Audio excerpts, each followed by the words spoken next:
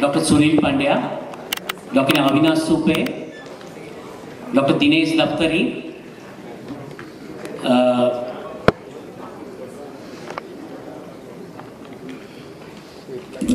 Rajiv Kothari, Dr. Kothari.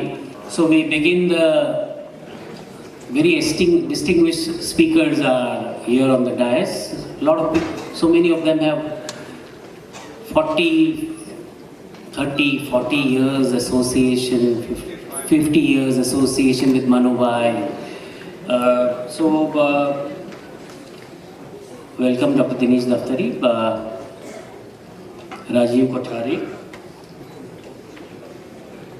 Dr. Ashok Vaidya, a closest friend of Manu Bhai, MD Medicine, PhD Pharmacology, Director of Medical Research Center, Kasturba Health Society, former Regional Medical Director, CBAC IB, internationally well known for his research. May I invite Dr. Vaidya for his talk.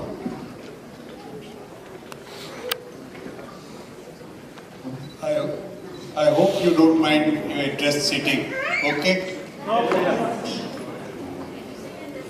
See, my friendship with Manu Bhai extends to more than almost 65 years. So we were not little more than Langotia. And this started at Rajkot.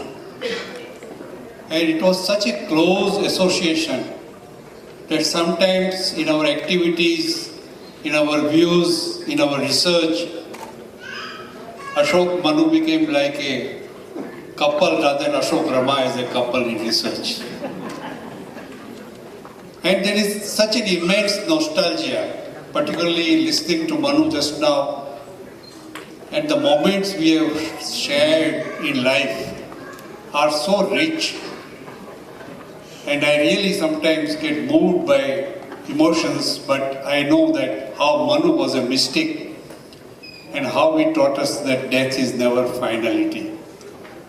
And as rightly put, that he is here with us and he will be here with the humanity for a long time to come.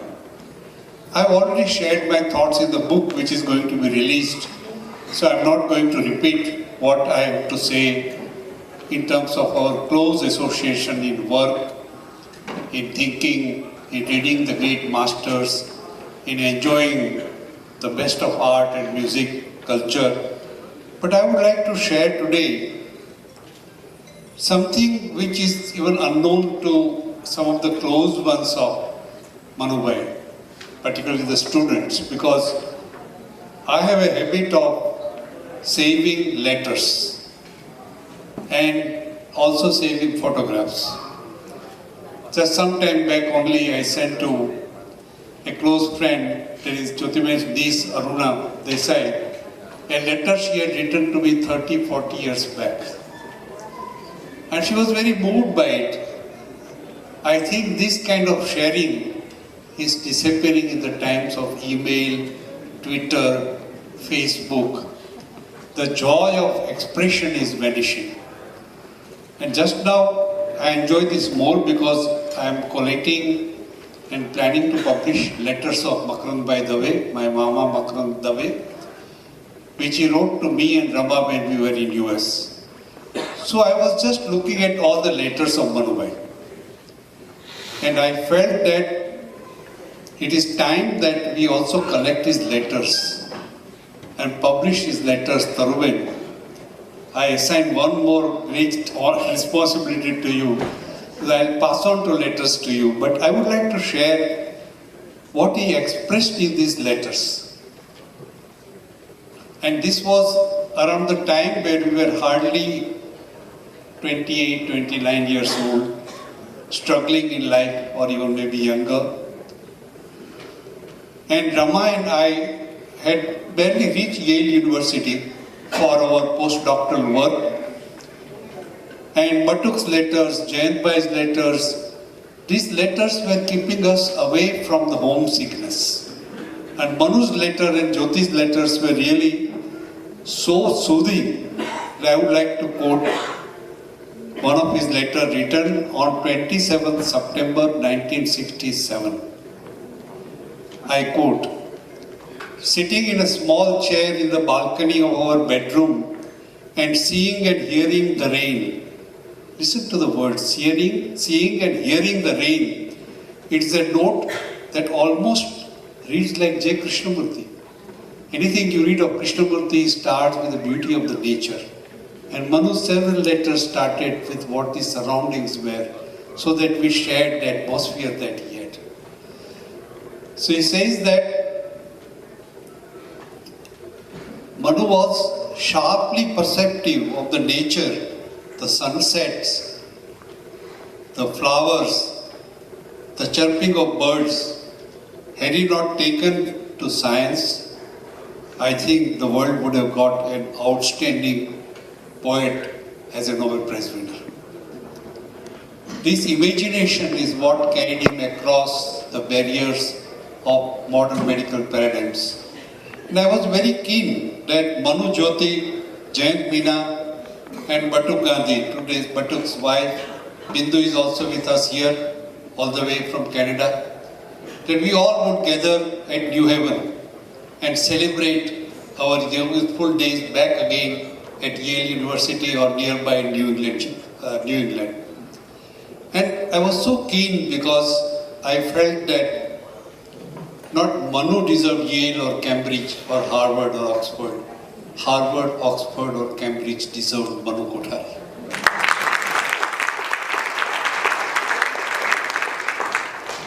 And the enviable atmosphere, he writes, he was very aware of the highest centers of learning where the modern medicine has advanced. He was critical of excesses of medicine, but he and I, with Sunil Pandya, we enjoyed history of medicine immensely.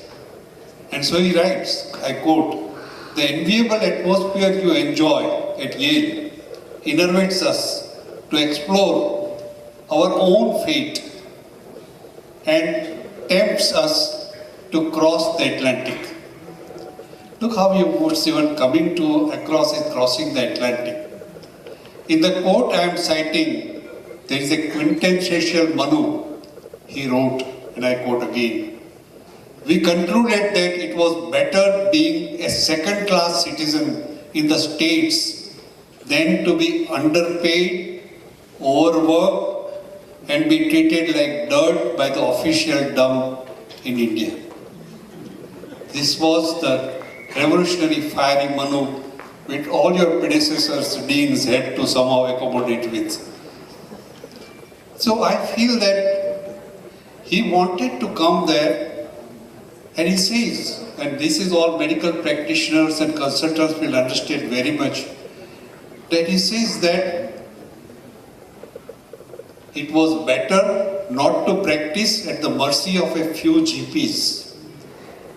We will postpone our coronary attacks if we are away from the running about and the frustrations of day-to-day medical practice. Things are no better even now in terms of cut practice, in terms of 8-star hospitals. We do great work, but some of them also are very expensive. So I feel that despite Manubhai's being, and there he said that, he wrote that if we can get a placing at Yale, it will be heaven, because the place was called New Haven, so there is a pun on that also. And we will relieve the, look at the words, because Jayant, myself, Manu worked on peptic ulcer and salt-free diet, and our papers were very much recognized. So he said, we will relieve the creative camaraderie. And what I miss today is that creative camaraderie. And I was just end by last few lines, but that was not to be. Despite Manu and Jyoti's wish to come, we could not have that pleasure. He was already appointed as a postdoctoral research fellow in the Department of Clinical Pharmacology at Yale University. Appointment was made, and myself and Jayant were looking forward immensely to it, but that was not to be. Rest is the history. But Manu's coming to Yale was not a loss. I feel that Yale alumni came to Manu. Harvard alumni came to Manu. Oxford alumni came to Manu. Manu became himself a live university. And lastly, what I would like to say is that he describes in 1968, it is quite a treat, later is quite a treat. It is a moonlit night. Look at my romantic friend. It's a moonlit night and at Sangam, with its surroundings, looks so beautiful. I had vigorous stroll. Again, you watch him. I had a vigorous stroll in the compound a little while ago. He never got tired of walking. So I used to tell him like Makarand Mama that you walk because you are lazy of stopping. And I never like to walk. You can see the consequences. So he said, I go early morning with Mr. Dixit. Jyotibai, remember those walks? He used to go with Mr. Dixit in his car to Juhu. And it is a treat to watch the moon set. We had not heard this word earlier. Look at the word moon set. And how he describes it. One has read poems about sunrise, sunset, moonrise, but maybe poets have not seen moonset so often. That was the poet in my friend. Moonrise is normally observed in the obvious presence of the parental source of light. But moonset is dazzling on its own, as beautiful like a drop falling into the ocean, and very rather small. I had an inspiration last night when I was just thinking what I have to say. And I felt what Manu said about moonset applies to him. Instead of moon, we can use the word Manu. Manu rise may not have been noticed, but moonset never sets. Manu's moon means his mind has created what Nathabai Joshi, my and Manu's mentor, spiritual mentor, said that even when we die, we leave our body behind. There are many types of bodies. There is something called Vichar Deha, thought body. Manu's thought body is left with us, and it is a legacy which will carry on for decades and centuries to come. And the vision he has given will actually change the face of medicine to a humane medicine where we don't talk down to the patient, but what he says, Mari kiski muskana pe disar, that will happen. Thank you very much. Thank you so much, Dr. Vaidya. Such beautiful memories, insights into Manubhai's life. We are really touched. We invite Dr. Dinesh Daftari, a very close friend, leading oral and dental surgeon, acclaimed for his work on tobacco and oral cancer internationally. Dr. Dinesh Daftari.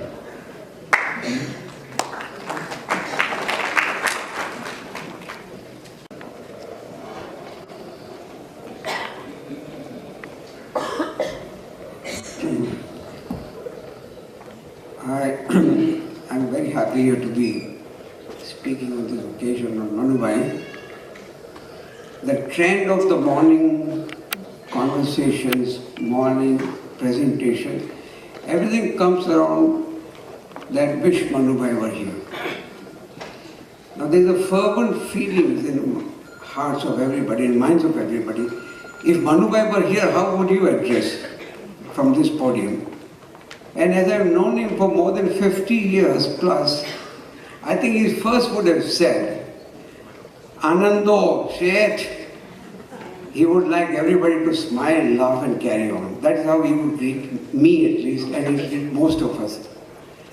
That man had life like all of us, but something that was unique from all of us, that he at 24 hours, like all of us, He had many things on his plate, but he still did achieve what we thought is a lifetime of an achievement of a very great order. And he's left a lot of memories for all of us to be proud of, to be remembered and to be cherished.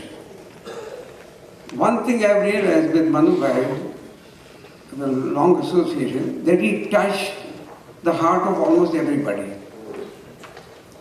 He touched the commonness in a common sense, and he appreciated the commonness of everybody, and he always felt that you enjoy the common things of life far more than extraordinary things of otherwise. He saw extraordinary things in every common thing in life. And if I were to put in Dayanand Saraswati's way, that he touched the inner thread of everybody like Antrayamani.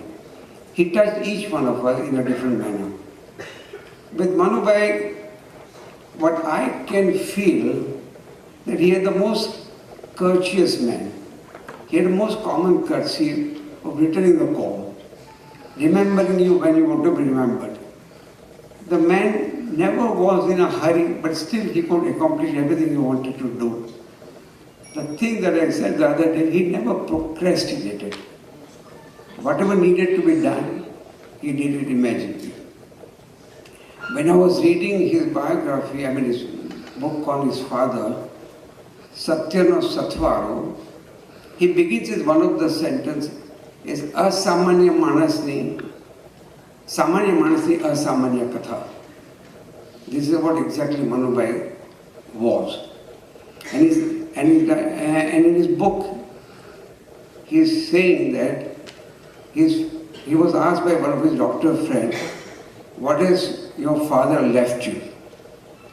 He says he has a legacy to indicate that the philosophy can be lived. And Manu Bhai did that very well in that philosophy that he lived all his life. He lived a life for others rather than for himself. And few things that comes out very glaringly with Manu Bhai over the years that I've spent both the times in India and abroad, that what he mentioned in a very simplest language is to enjoy the present. But one thing that comes out here, and that's what he felt, and very dramatically he wanted to convey the meanings to all of us, that live a very simple life. And thing that he said to me many times when we were together, he says he doesn't like speechifying. And he mentioned that fact. I hope under his name, people would not bore this audience and make a victims out of it. And this was very glaring because he has attended many lectures and on conferences. That speechifying was something that he was never very comfortable. And with that situation, I think I should reduce my speech also to a great extent. But I cannot end without saying that we all would like to celebrate Manu Bhai's life. And I still remember again what he wrote in his father's book. He writes the last line that, well done, Dad, we all love you. I can use the same quote here, that we all love you, Manu Bhai. You did a great job for yourself. And thank you very much for asking me to speak.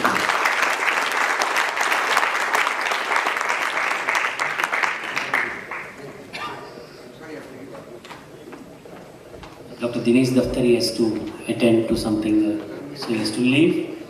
Thank you, Dinesh Bhai. Thank you so much. I was delighted to find that the word doctor comes from Dig is Disha. Dig.SUPE is the one who shows the path. So Dig.SUPE becomes director, becomes doctor. Therefore the word doctor is Sanskrit. When you go further, the word nurse comes from Sneha.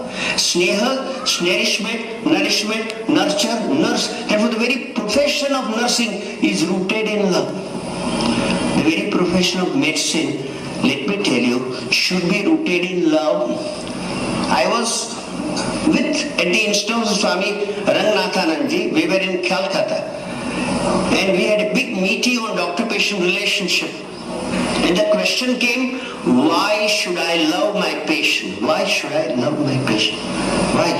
And then I was reminded of Chandogya Upanishad, which said, Tat Tvam Asi, the patient is you suffering.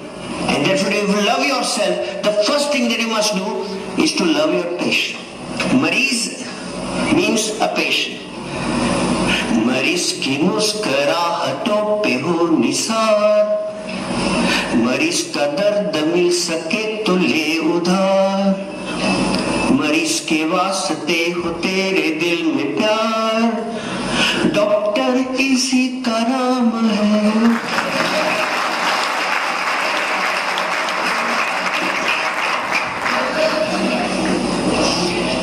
Doctors are expected to be well dressed, but never too well dressed because it intimidates the patient.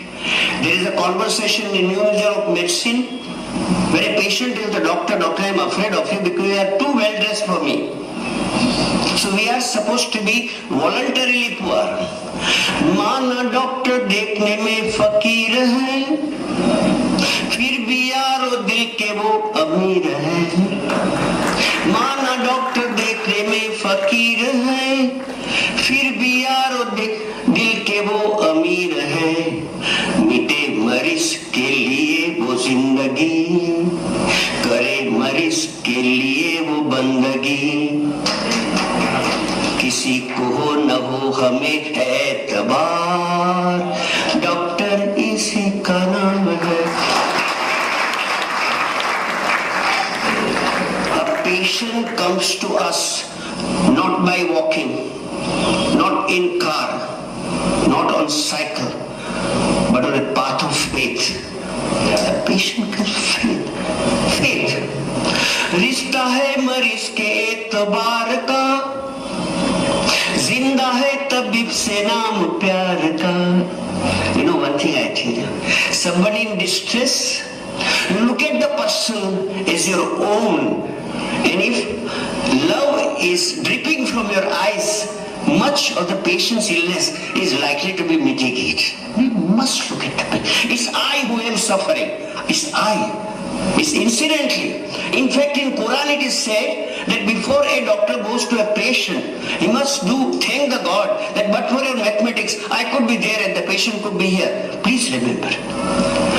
रिश्ता है मरीज के एतबार का, जिंदा है तबीब से नाम प्यार का. कि मर के भी मरीज को याद आएंगे, मरीज की आंसुओं में मुस्कुराएंगे. कहेगा हर मरीज मरीज से बार बार, डॉक्टर इसी का नाम है. I have patients from all over India. Obviously they come with cancer and coronary. And the first question from an advanced case, just last week when I was in Baroda, I went to the rural area and I saw Damji Bhai with an advanced chondrosarcoma. And Damji Bhai's wife asked me, how long will my Pati Dev live? So I said, he can attend my funeral.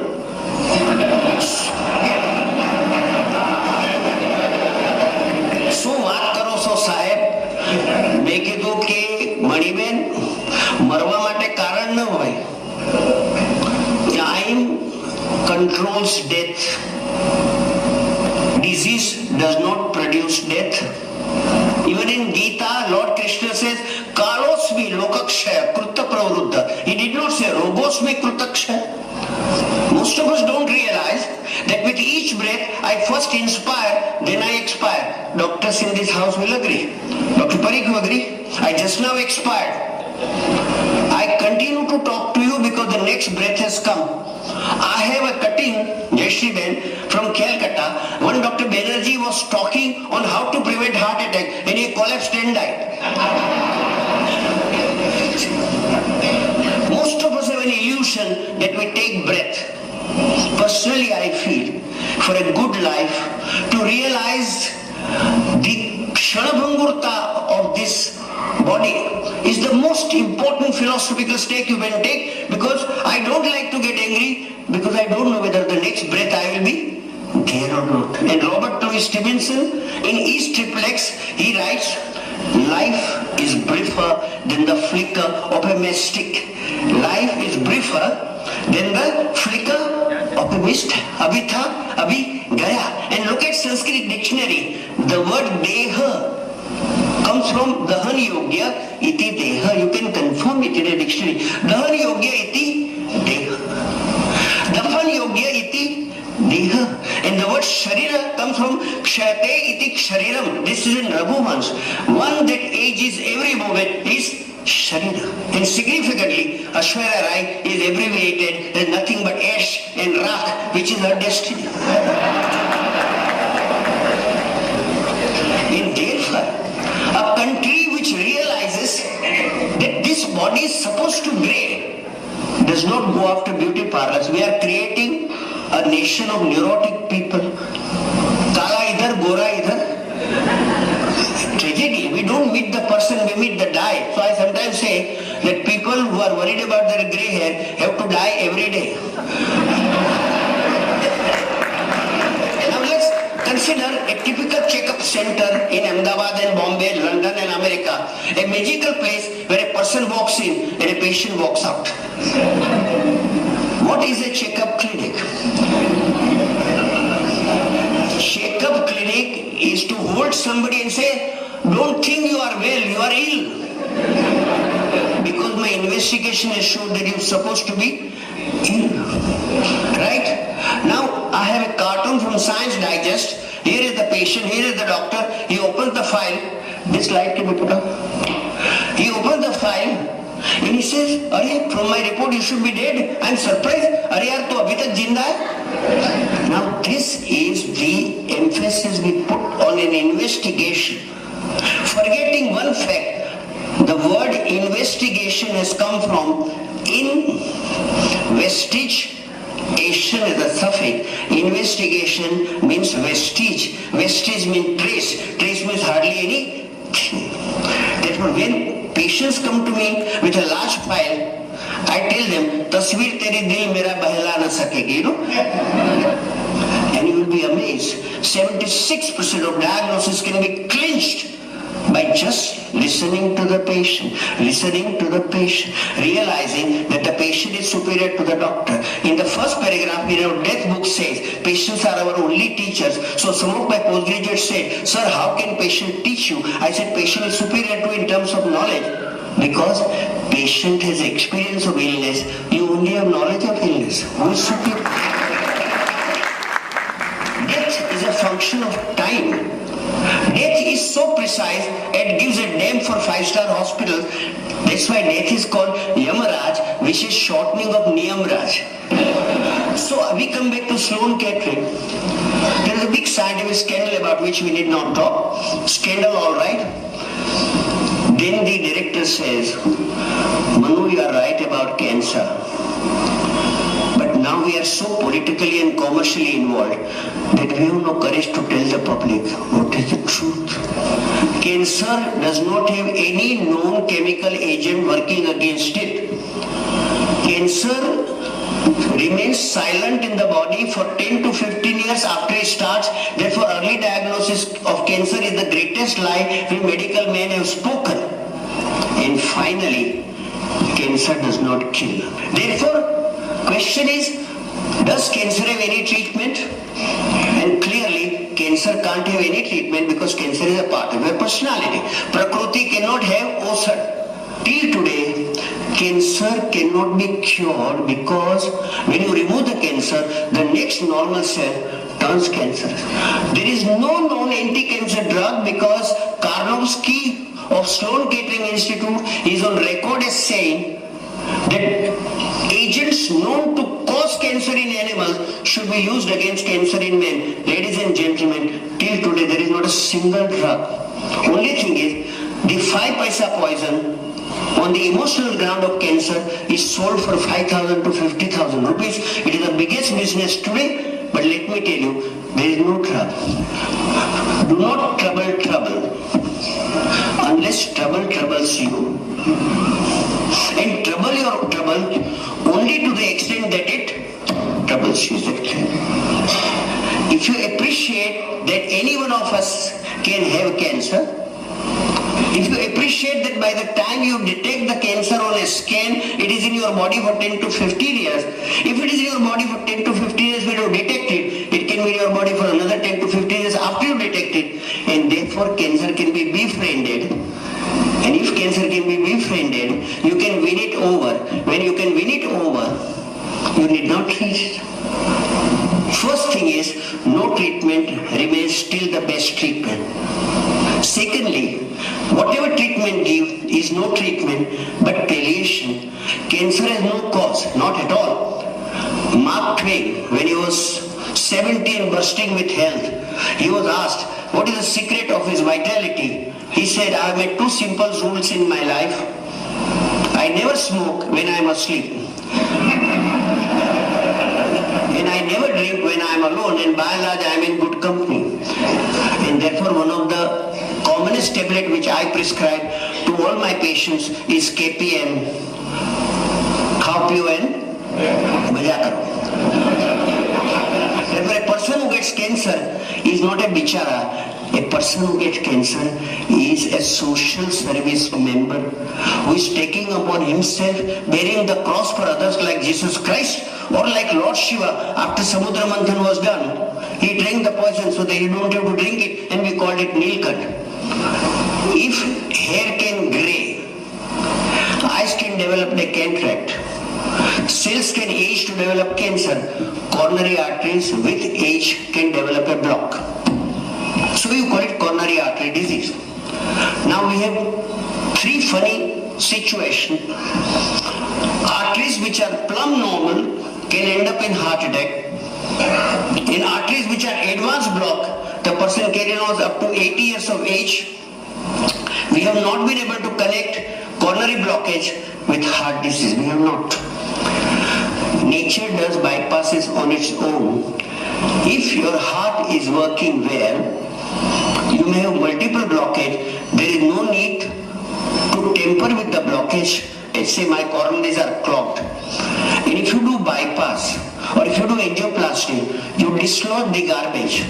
It goes to the path of least resistance, is go to the brain. Ladies and gentlemen, New Engine of Medicine 2002 avers the fact that during bypass and angioplasty, the brain is damaged in 100% of cases.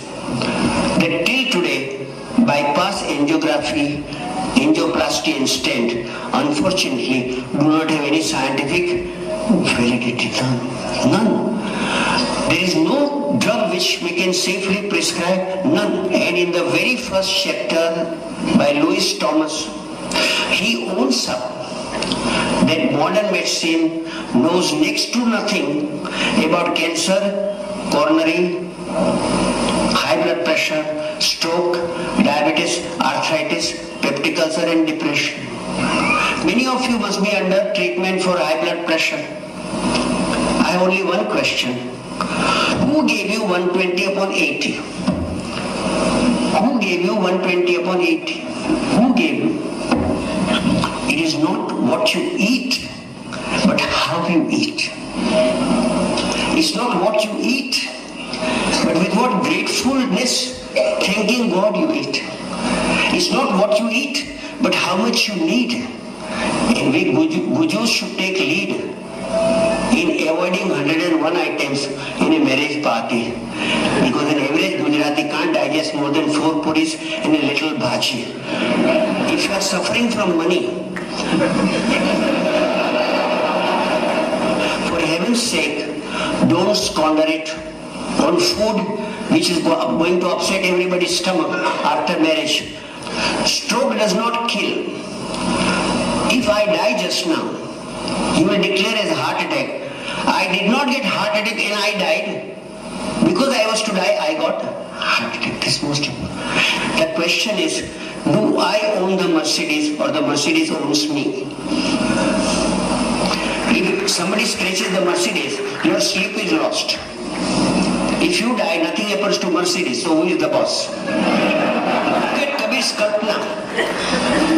पूरे जंगल की कलम बनाई, पूरे जंगल की कलम बनाई, 7 समंदर की साही, आकाश को कागज बनायो परंतु हरि गुण लिखी ना।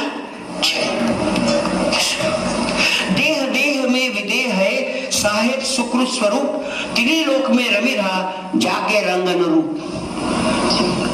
Today allopathy is in a crisis, moral crisis, because it has slaughtered animals on a trillion scale. We are little worried about our flu, and birds have no right to live. And I will tell you what, the word animal comes from anima, means atma. When mind rides over atma, man is born. Mind is dangerous. Dangerous, really. You go to Bronx Museum, there is a specimen of dangerous animals, cobra, python, tiger, and the last specimen is a full-length mirror.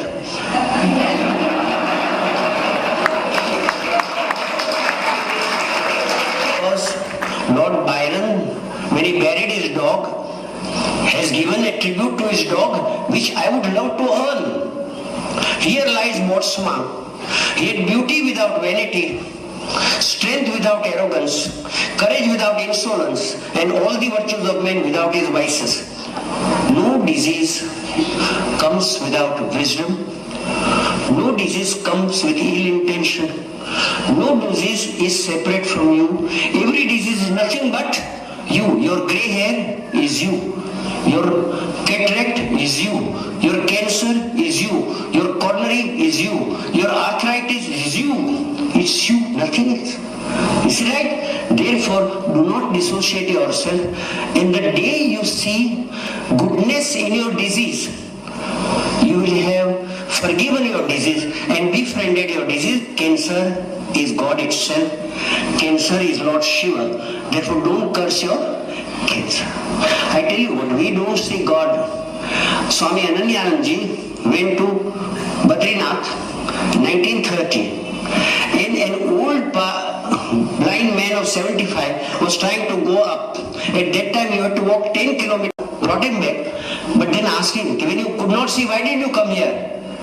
He says, I know I can't see, but he can see me. You are now, you are everywhere in the world. You will continue to be there. So the saying that Sahajanandi Sudha Swarupi Avinashi Hu Atma Swarup Deha Mare Che Hu Nathi, but is this cute? Each one of you is immortal. Each one of you is not born. Therefore you cannot die. वह दिव्य दिखाया है जिसने, वह है गुरुदेव की पूर्ण दया. टुकड़ा कहे और न कोई द्विजा, बस मैं और तू सब एक ही है.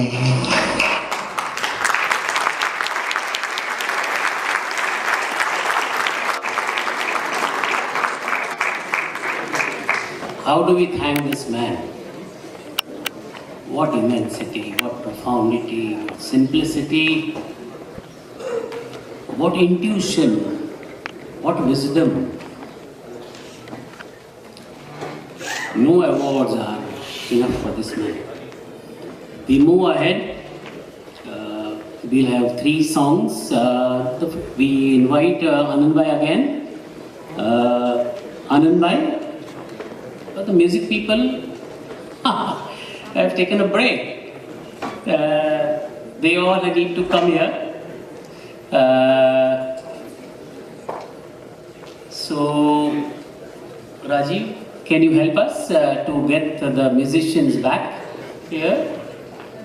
So, a little reshuffle because we don't want to. Oh, the musicians are here. Can we have Anand Bhai, please? If we, then we need not. Okay, yeah, we are back to the what we had on the schedule.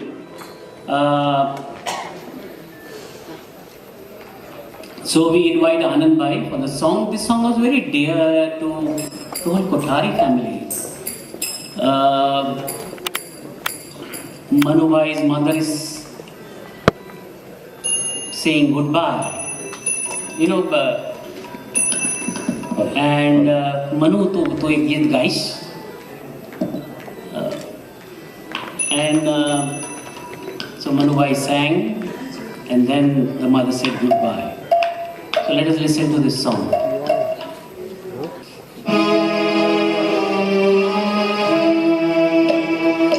तेरे मंदिर का हूँ दीपक जल रहा,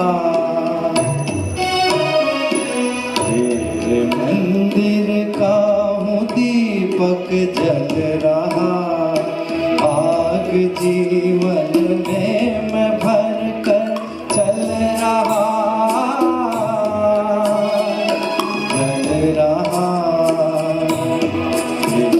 मंदिर का हूँ दीपक जल रहा, क्या तू मेरे दर्द से अनजान है? तेरी मेरी क्या नई पहचान है? जो बिना पानी बताशा जल रहा, आग जीवन में मैं भर कर चल रहा, तेरे मंदिर का हूँ दीपक जल रहा।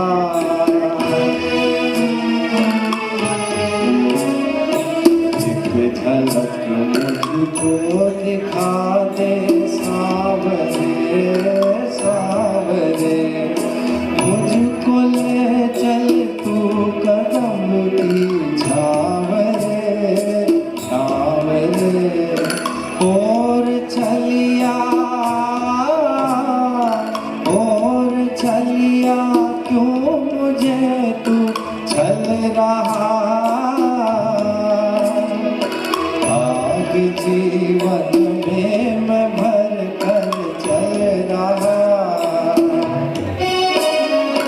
तेरे मंदिर का हूँ दीपक जल रहा। मैं पथिक मधुबांसुरी की बाटता, एक धुन पे 100 तरह से नाचता, आँख से जमुना का पानी ढल रहा, आग जीवन में मैं भर कर चल रहा, तेरे मंदिर का हूँ दीपक जल रहा। Thank you, Anand bhai. Now, Praful bhai will do a medley of 2 songs. These are all woven about the very essence with which Manu bhai lived. આ ગીત હલો આ સોંગ લાઈફની એક ફિલોસોફી છે. એ જમાનામાં કેટલા સરસ ગીતો બનતા હતા એનું એક ઉદાહરણ છે. મનુભાઈને અને મને અત્યંત પ્રિય ગીત અને આ સોંગની ફિલોસોફી શબ્દે શબ્દ જીવ્યા હોય એવા બહુ ઓછા લોકો છે, તેમાંના એક Manubhai.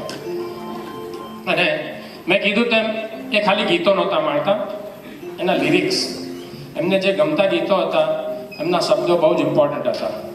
I request you to listen to the words.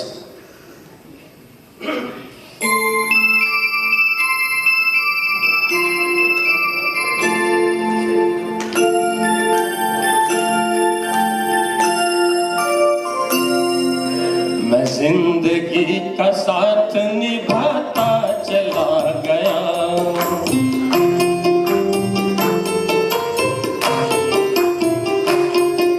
मैं जिंदगी का साथ निभाता चला गया, हर फिक्र को धुएं में उड़ाता चला गया, हर फिक्र को धुएं में उड़ा।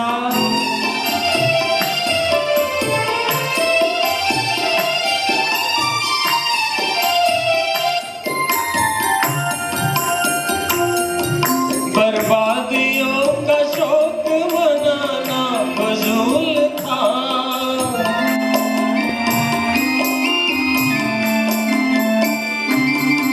बर्बादियों का शौक मनाना फजूल था, मनाना फजूल था, मनाना फजूल था। बर्बादियों का जश्न मनाता चला गया,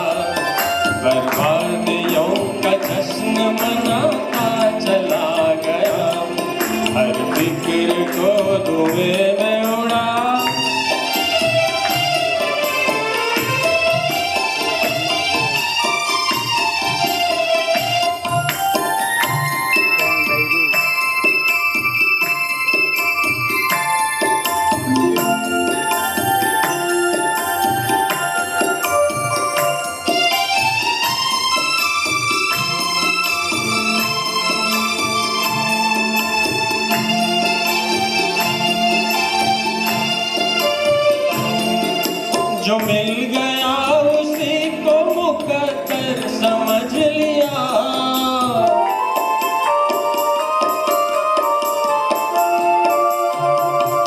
जो मिल गया उसी को मुकद्दर समझ लिया, मुकद्दर समझ लिया, मुकद्दर समझ लिया। जो खो गया मैं उसको भुलाता चला गया, जो खो गया मैं उसको भुलाता चला गया। हर फिक्र को धुएं में उड़ा,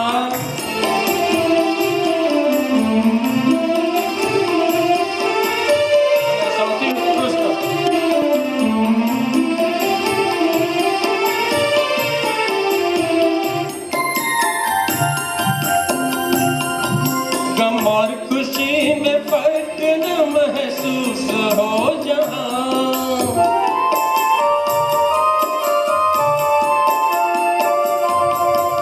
गम और खुशी में फर्क न महसूस हो जहाँ, न महसूस हो जहाँ, न महसूस हो जहाँ।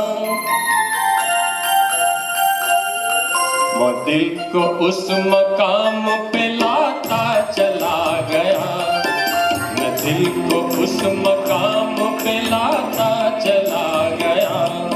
मैं जिंदगी का साथ निभाता चला गया, हर फिक्र को धुएं में उड़ाता चला गया, हर फिक्र को धुएं में उड़ा।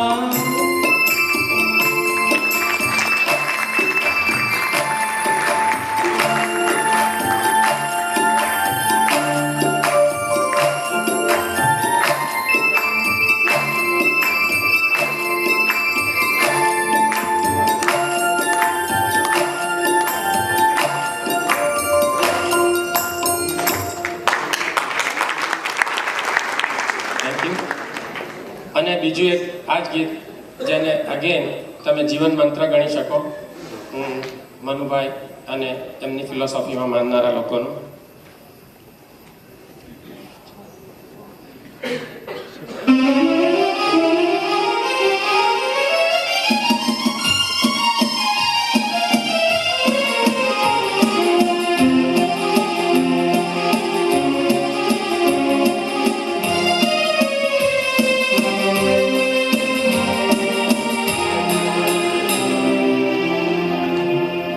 जीना यहाँ मरना यहाँ, किसके सिवा जाना कहाँ।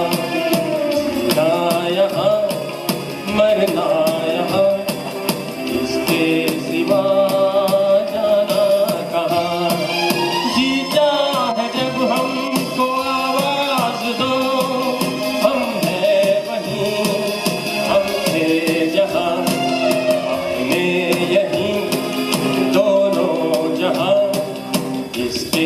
सिवा जाना कहाँ।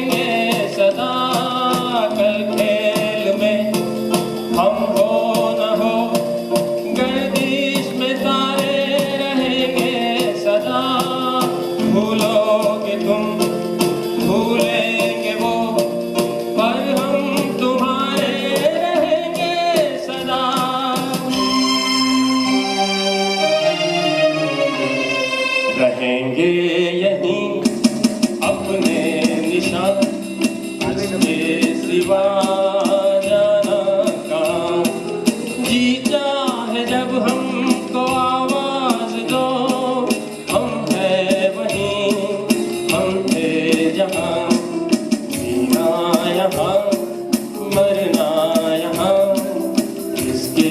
सिवा जाना था। Thank you, Prabhu. And I invite Dr. Shobha. We had a little 10-15 minutes delayed start, so we should not be wasting any more in between time because the speakers have to come.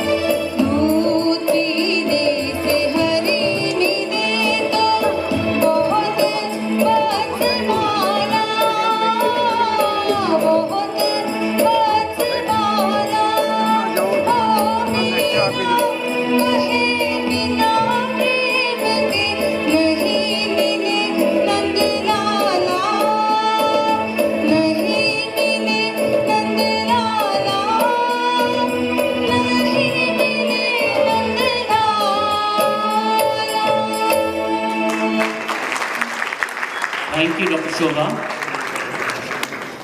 Manu bhai, for me, each breath is life and each breath is death. હું 100 વર્ષ જીવા, હું લાંબુ જીવું, પણ હું બીજી ક્ષણે પણ મરવા તૈયાર છું. Life and death were not too, they're interwoven for him. So let's listen to his own rendition of Saigal's song Babul Mora, which was so dear to him. After this, we will have the speakers on the stage.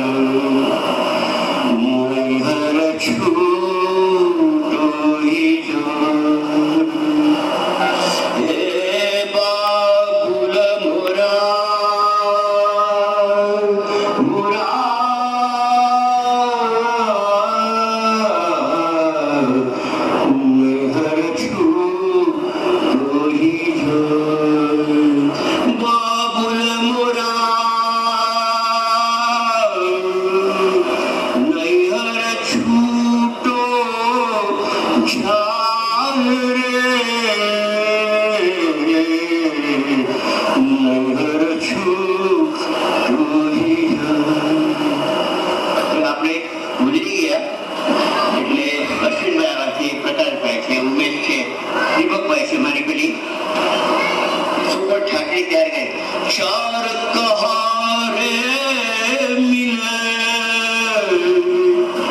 મોરી ડોલિયા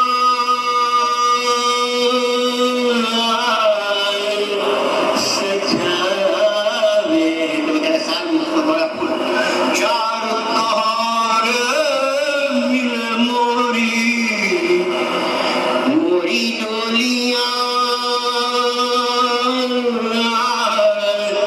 સજાવે મોરા અપના બેગાના મારતારું મોરા અપના બેગાના છૂટો જાય બાબુરા મોરા મોર છું ઉમેશના કપડમાંથી બહાર કાઢ્યા આપણને અંગના તો પર્વત ભયા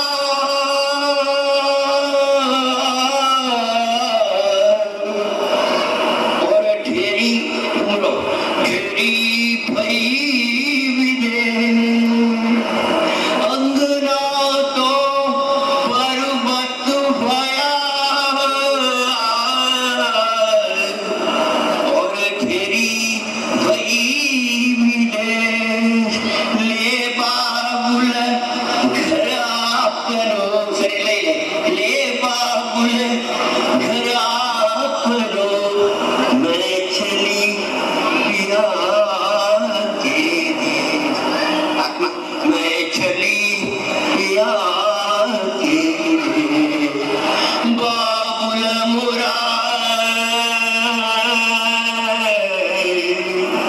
નૈહર છૂટો જાય રે નૈહર છૂટો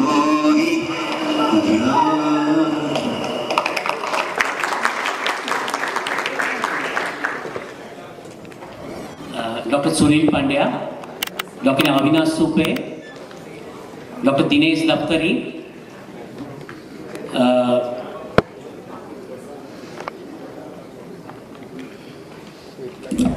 Rajiv Kothari, Dr. M.V.L.Kothari. So we begin the very distinguished speakers are here on the dais. A lot of people, so many of them have 40 years association, 50 years association with Manubhai. Welcome Dr. Dinesh.Kothari, Rajiv Kothari. Dr. Ashok Vaidya, a closest friend of Manubhai, MD Medicine, PhD Pharmacology, Director Medical Research Center, Kasturba Health Society, former Regional Medical Director, Siba Gaigi, internationally well known for his research. May I invite Dr. Vaidya for his talk.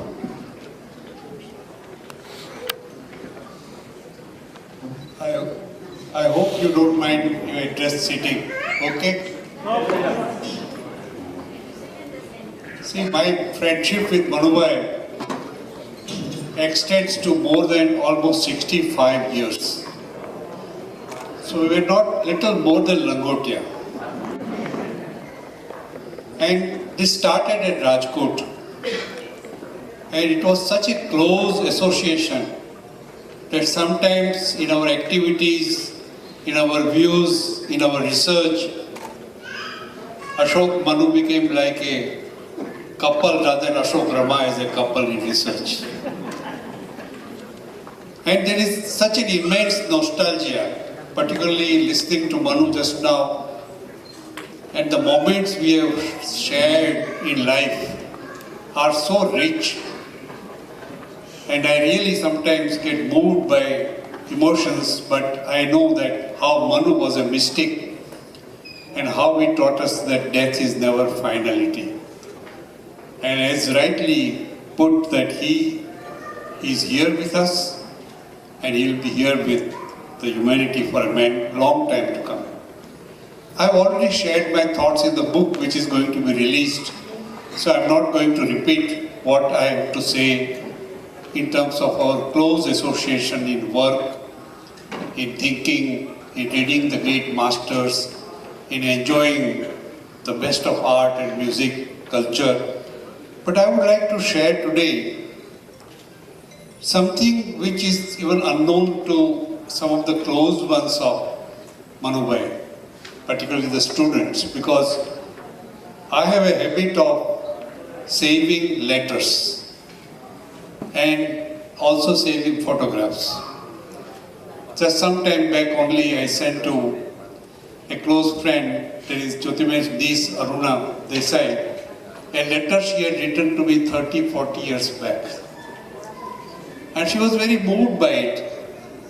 I think this kind of sharing is disappearing in the times of email, Twitter, Facebook. The joy of expression is vanishing. And just now I enjoy this more because I am collating and planning to publish letters of Makarand Bhai Dave, my mama Makarand Dave, which he wrote to me and Rama when we were in US. So I was just looking at all the letters of Manu Bhai. And I felt that it is time that we also collect his letters and publish his letters thoroughly. I assign one more great responsibility to you. I'll pass on to letters to you, but I would like to share what he expressed in these letters. And this was around the time where we were hardly 28, 29 years old, struggling in life or even maybe younger. And Rama and I had barely reached Yale University for our postdoctoral work. And Batuk's letters, Jayant Bhai's letters, these letters were keeping us away from the homesickness. And Manu's letter and Jyoti's letters were really so soothing that I would like to quote one of his letters written on 27th September 1967. I quote, "Sitting in a small chair in the balcony of our bedroom and seeing and hearing the rain." Listen to the words, seeing and hearing the rain. It's a note that almost reads like J. Krishnamurti. Anything you read of Krishnamurti starts with the beauty of the nature. And Manu's several letters started with what the surroundings were, so that we shared the atmosphere that he had. So he says that Manu was sharply perceptive of the nature, the sunsets, the flowers, the chirping of birds.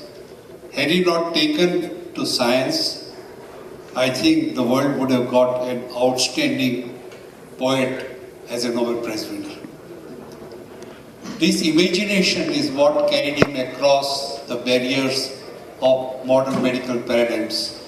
And I was very keen that Manu Jyoti, Jayant Meena, and Batuk Gandhi, today Batuk's wife, Bindu is also with us here, all the way from Canada, that we all would gather at New Haven and celebrate our youthful days back again at Yale University or nearby New England.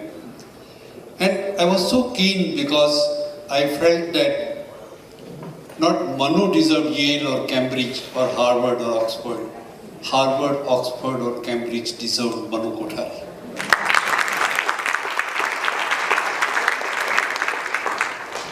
And the enviable atmosphere, he writes, he was very aware of the highest centers of learning where the modern medicine has advanced. He was critical of excesses of medicine, but he and I, with Sunil Pandya, we enjoyed history of medicine immensely. And so he writes, I quote, the enviable atmosphere you enjoy at Yale innervates us to explore our own fate and tempts us to cross the Atlantic. Look how you was even coming to across is crossing the Atlantic. In the quote I am citing, there is a quintessential Manu. He wrote, and I quote again, "We concluded that it was better being a second-class citizen in the States than to be underpaid, overworked, and be treated like dirt by the official dump in India." This was the revolutionary fiery Manu which all your predecessors, deans, had to somehow accommodate with. So I feel that he wanted to come there, and he says, and this is all medical practitioners and consultants will understand very much, that he says that it was better not to practice at the mercy of a few GPs. We will postpone our coronary attacks if we are away from the running about and the frustrations of day-to-day medical practice. Things are no better even now in terms of cut practice, in terms of 8-star hospitals. We do great work, but some of them also are very expensive. So I feel that despite Manubhai's being, and then he said that, he wrote that if we can get a placing at Yale, it will be heaven, because the place was called New Heaven, so there is a pun on that also. And we will relieve the, look at the words, because Jayant, myself, Manu worked on peptic ulcer and salt-free diet, and our papers were very much recognized. So he said, we will relieve the creative camaraderie. And what I miss today is that creative camaraderie. And I was just end by last few lines, but that was not to be. Despite Manu and Jyoti's wish to come, we could not have that pleasure. He was already appointed as a postdoctoral research fellow in the Department of Clinical Pharmacology at Yale University. Appointment was made, and myself and Jayant were looking forward immensely to it, but that was not to be. Rest is the history. But Manu's coming to Yale was not a loss. I feel that Yale alumni came to Manu. Harvard alumni came to Manu. Oxford alumni came to Manu. Manu became himself a live university. And lastly, what I would like to say is that he describes in 1968, it is quite a treat, later is quite a treat. It is a moonlit night. Look at my romantic friend. It's a moonlit night, and at Sangam, with its surroundings, looks so beautiful. I had vigorous stroll. Again, you watch him. I had a vigorous stroll in the compound a little while ago. He never got tired of walking. So I used to tell him, like Makarand Mama, that you walk because you are lazy of stopping. And I never like to walk. You can see the consequences. So he said, I go early morning with Mr. Dixit. Jyoti will remember those walks. He used to go with Mr. Dixit in his car to Juhu. And it is a treat to watch the moonset. We had not heard this word earlier. Look at the word moonset. And how he describes it. One has read poems about sunrise, sunset, moonrise, but maybe poets have not seen moonset so often. That was the poet in my friend. Moonrise is normally observed in the obvious presence of the parental source of light. But moonset is dazzling on its own, as beautiful like a drop falling into the ocean, and very rather small. I had an inspiration last night when I was just thinking what I have to say. And I felt what Manu said about moon set applies to him. Instead of moon, we can use the word Manu. Manu rise may not have been noticed, but moon set never sets.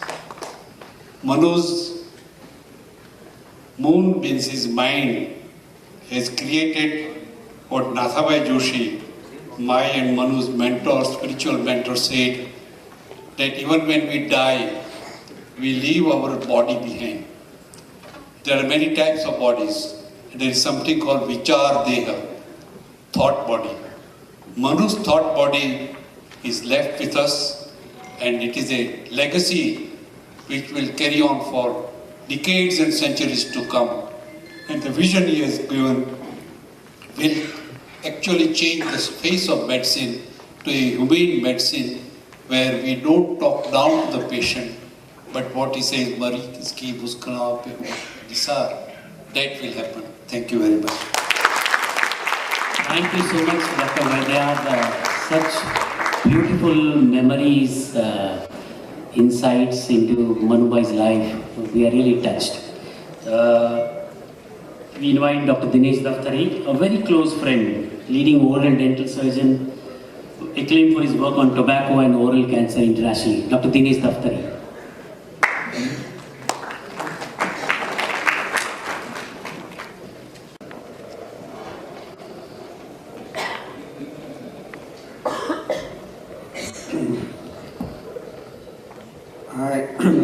I'm very happy here to be speaking on this occasion on Manubhai.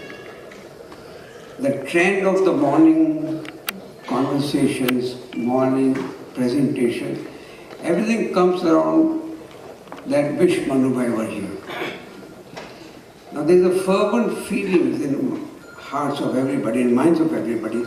If Manubhai were here, how would you address from this podium? And as I've known him for more than 50 years plus, I think he first would have said, Anando, Shet. He would like everybody to smile, laugh and carry on. That's how he would treat me at least, and he treated most of us. That man had life like all of us, but something that was unique from all of us, that he had 24 hours like all of us. He had many things on his plate, but he still did achieve what we thought is a lifetime of an achievement of a very great order. And he's left a lot of memories for all of us to be proud of, to be remembered and to be cherished. One thing I've realized with Manubhai, the long association, that he touched the heart of almost everybody. He touched the commonness in a common sense, and he appreciated the commonness of everybody, and he always felt that you enjoy the common things of life far more than extraordinary things of otherwise. He saw extraordinary things in every common thing in life. And if I were to put in Dayanand Saraswati's way, that he touched the inner thread of everybody like Antrayamani. He touched each one of us in a different manner. With Manubhai, what I can feel that he had the most courteous man. He had the most common courtesy of returning the call, remembering you when you want to be remembered. The man never was in a hurry, but still he could accomplish everything he wanted to do. The thing that I said the other day, he never procrastinated. Whatever needed to be done, he did it immediately. When I was reading his biography, his book on his father, Satyano Satvaro, he begins with one of the sentences, is Asamanya Manasni, Samanya Manasni Asamanya Katha. This is what exactly Manubhai was. And in his book, he is saying that he was asked by one of his doctor friends, what has your father left you? He says he has a legacy to indicate that the philosophy can be lived. And Manubhai did that very well in that philosophy that he lived all his life. He lived a life for others rather than for himself. And few things that comes out very glaringly with Manubhai over the years that I've spent both the times in India and abroad, that what he mentioned in a very simplest language is to enjoy the present. But one thing that comes out here, and that's what he felt, and very dramatically he wanted to convey the meanings to all of us, that live a very simple life. And thing that he said to me many times when we were together, he says he doesn't like speechifying. And he mentioned that fact. I hope under his name, people would not bore this audience and make a victims out of it. And this was very glaring because he has attended many lectures and on conferences. That speechifying was something that he was never very comfortable. And with that situation, I think I should reduce my speech also to a great extent. But I cannot end without saying that we all would like to celebrate Manubhai's life. And I still remember again what he wrote in his father's book. He writes the last line that, "Well done, Dad, we all love you." I can use the same quote here, that we all love you, Manubhai. You did a great job for yourself. And thank you very much for asking me to speak.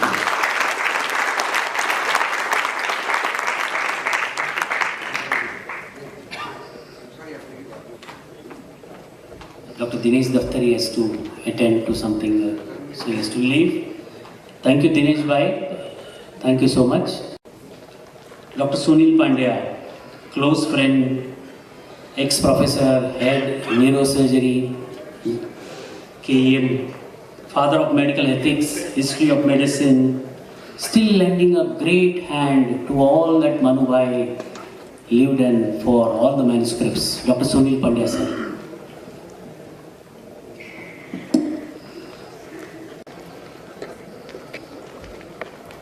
I'd like to focus on Manubhai as a colleague, as a senior colleague, very respected colleague in the St. G.S.MEDICAL College and the KEM Hospital, where I had the privilege of working for a while. When I joined the G.S.MEDICAL College and KEM Hospital as a teacher, I came from the enemy camp. I came from J.J. Hospital at the Grand Medical College. And there has been a traditional rivalry between these two. I was told that the rivalry was so great that if you were a student from one college and you had an examiner from the other college, you'd had it. I never experienced that, but that's the legend, that's what I was told.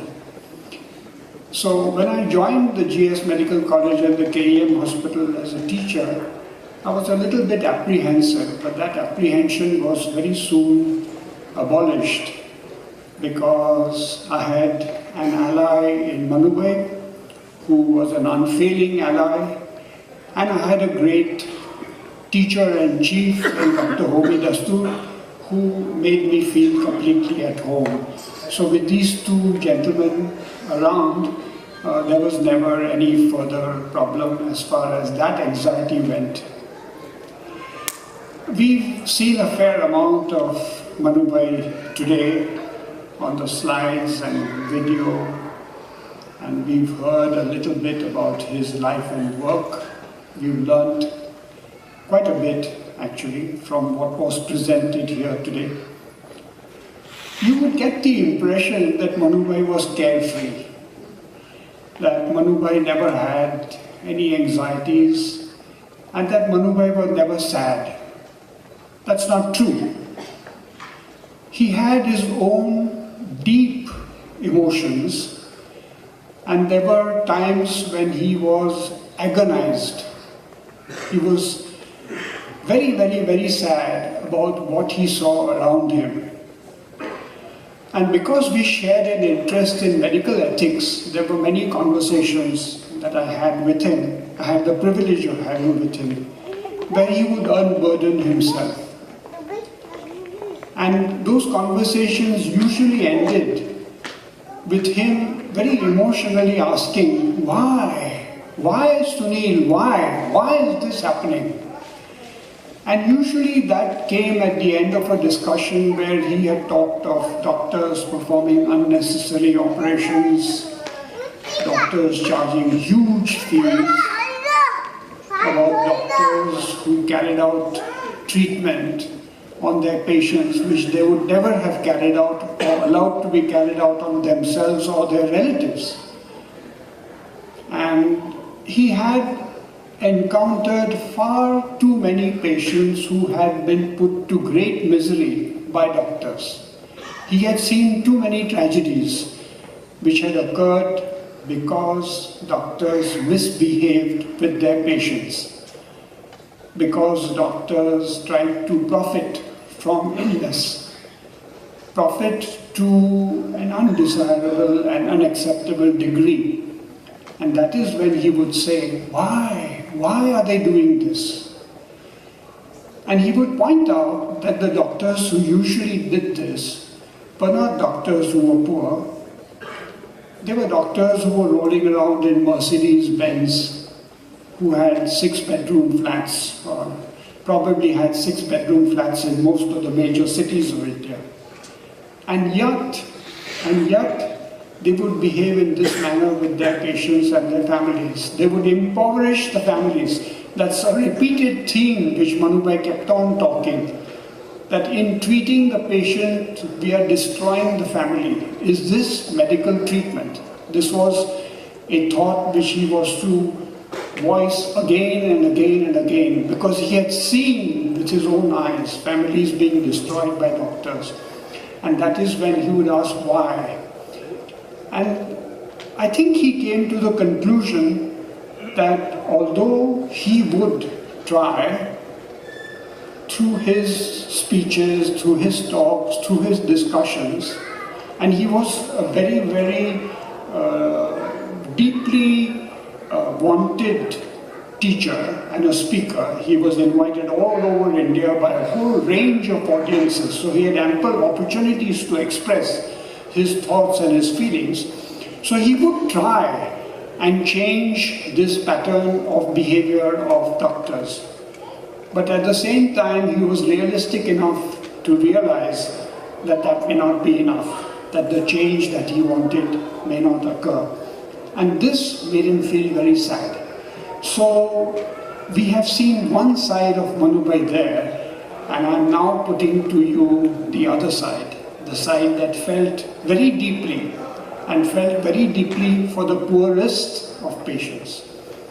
At a meeting 3 days ago at the KEM hospital, one of our colleagues told us about how he had just joined KEM hospital as a consultant in medicine and cardiology. And he went to his outpatient clinic in the hospital, and he saw Manubhai sitting on a bench outside. And he didn't know Manubhai because he had just joined the medical college and the hospital as a teacher. So he went in as usual, and then he was told that there is a patient who has been brought by Dr. Kothari. Now he knew the name Dr. Kothari, he knew the reputation Dr. Kothari, but he didn't know the person Dr. Kothari. So he said, oh, if Dr. Kothari has brought the patient, please bring the patient and Dr. Kothari immediately inside. And when these two, the patient and Dr. Kothari, walked in, he saw that this was the same man who was sitting on the bench outside. The patient was with the person who was sitting on the bench outside. And he immediately apologized, oh, I'm sorry, I didn't recognize him. Manubhai laughed, as usual. And he said, I'm not the person who is important. The person who is important is this patient. And who was the patient? The patient was somebody who had come in from the roadside.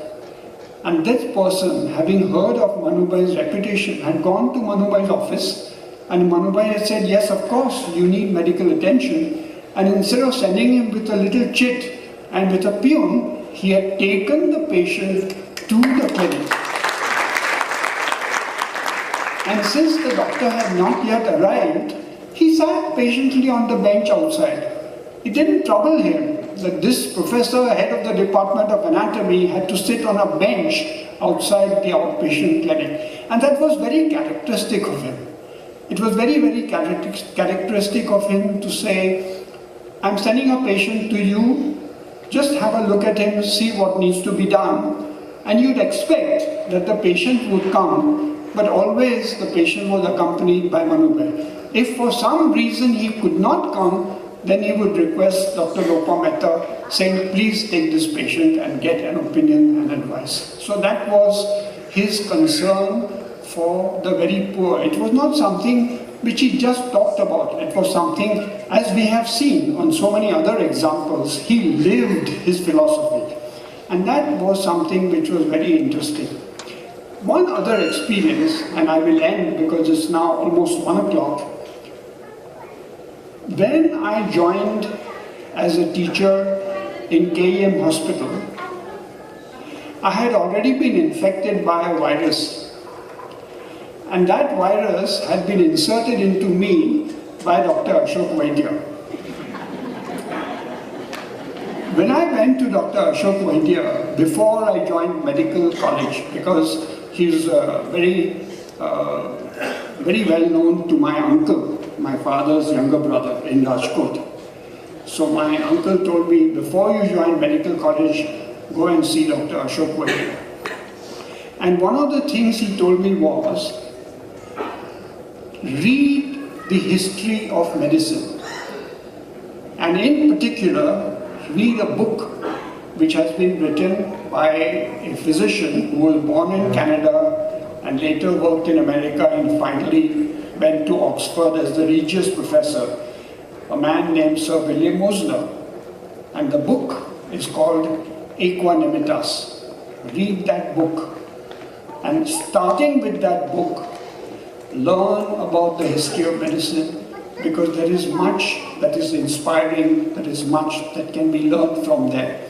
So I got infected with this virus and I studied the history of medicine and I learned a little bit about our forefathers in the field of medicine. And Manu Bhai knew of this evolution of interest in the history of medicine that I had. So he set up an annual lecture in his department, a lecture on the history of anatomy. And we started with the idea that maybe 10 or 15 or 20 students will come for that lecture. But as it turned out, and this lecture continued once a year for several decades, maybe 15, 20 years, I don't remember now, the hall was always packed. And it was packed because Dr.M.V.L.Kothari had primed his students about what they were going to learn from this talk.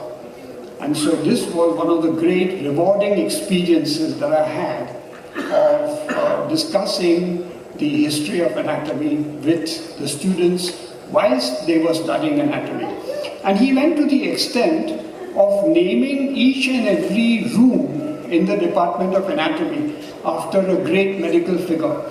So we had the Charak room and the Sushrut room and the John Hunter room and I don't know what other rooms there were. But every room was named after a great physician or surgeon of the past. And the notice board would carry for the undergraduate students a note that today's seminar on the anatomy of the heart will be held in the William Harvey room.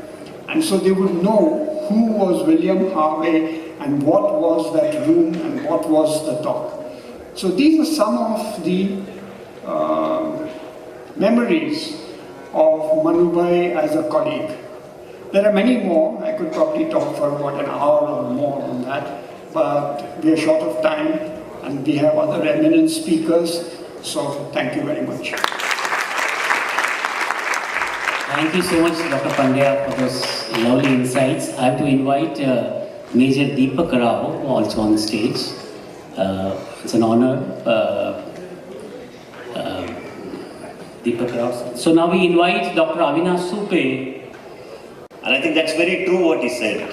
For KEM it was Jina Yahan, Marna Yahan, KEM ke siwa jana kahan. And I think it was his whole philosophy of life.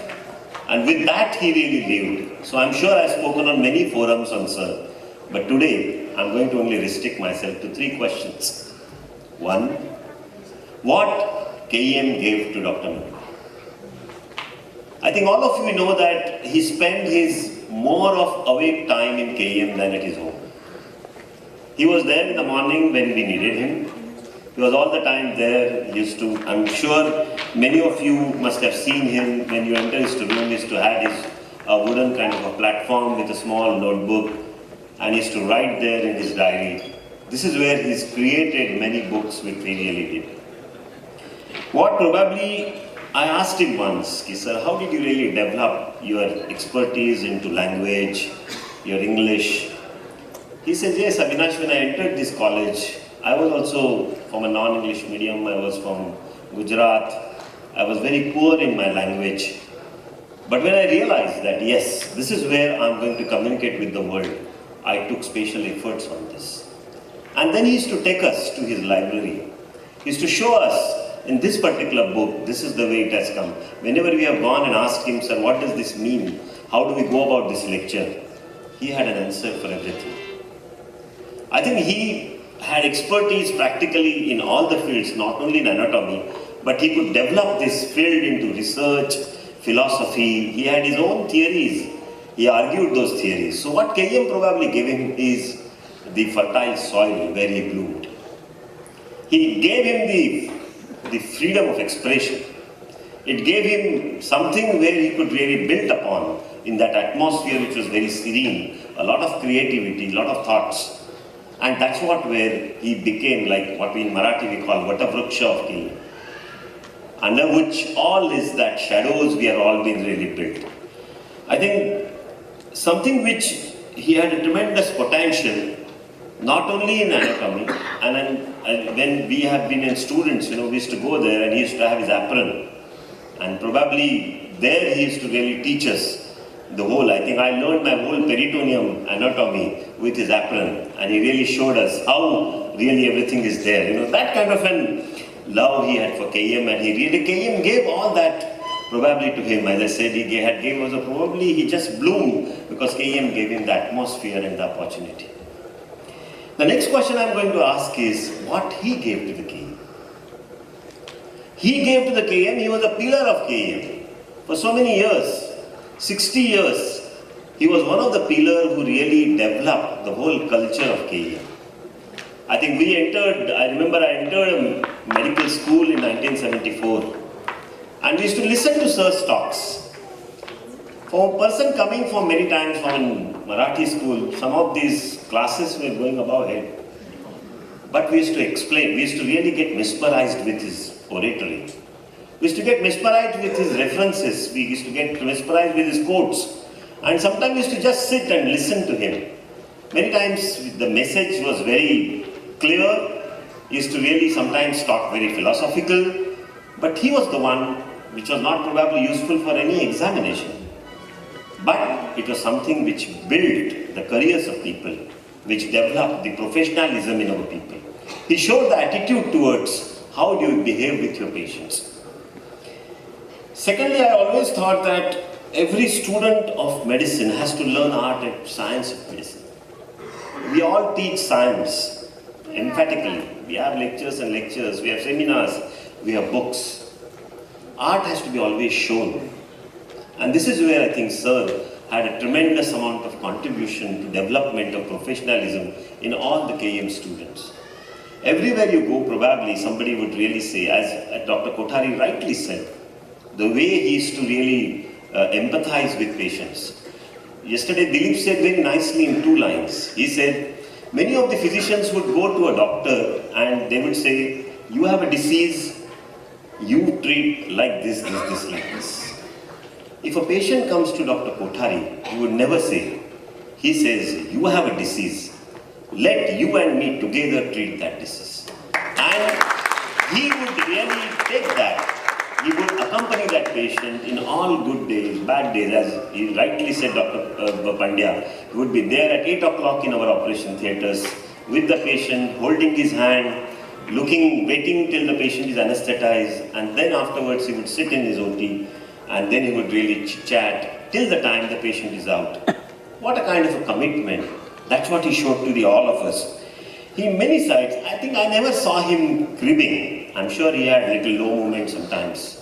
But he never begged, he never cribbed. He accepted the life. Zindagi ka safar jaisa chalna hai waise chalne ko, will accept whatever it is. Whenever KM had any kind of a trouble, he was always there, a pillar to stand in a meeting. He was there with us, whether it's a resident strike, whether somebody is hit, there is some disaster, he was always there to stand with us.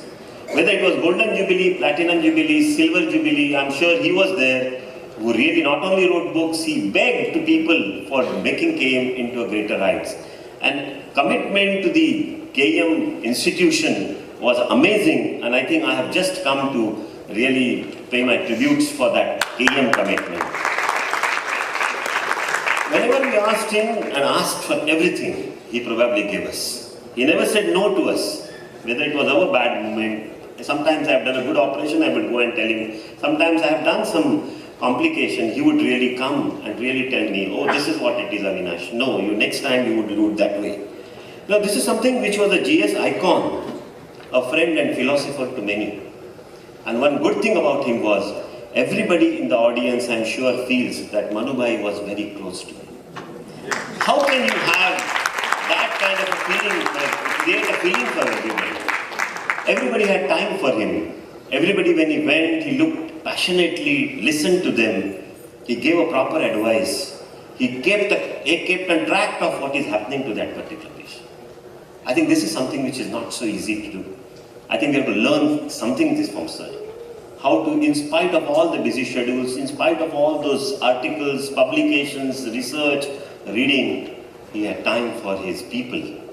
I think that was the greatest point I think sir probably gave to the KM. What KM would like to do for him? There are many things he wanted to do. He wanted to have Department of Death.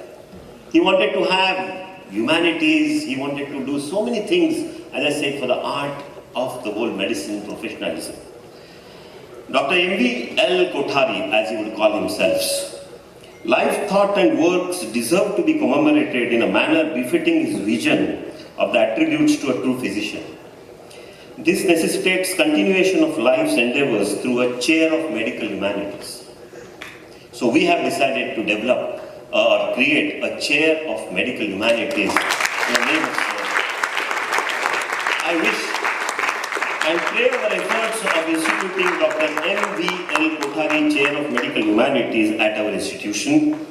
In his honor will be befitting tribute to him and will go in a long way, impart and spirit his views so ahead of his time to future generation of students.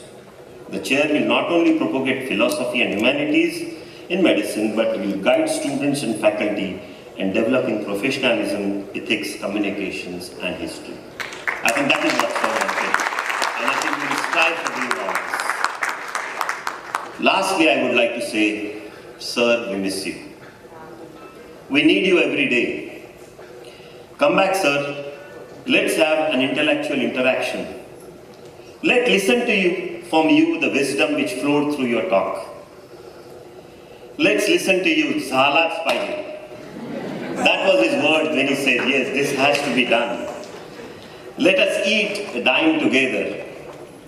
Listen to your songs and wonder. Sir may be physically in heaven, but I can assure you, spiritually, he is still in KM, wandering around pillars and pillars, blessing us, protecting all of us, and doing everything that would take KM and G.S.MEDICAL College at greater heights. He was symbol of altruism, empathy towards patients, and love to his students. We all miss you, sir. Come back and take care.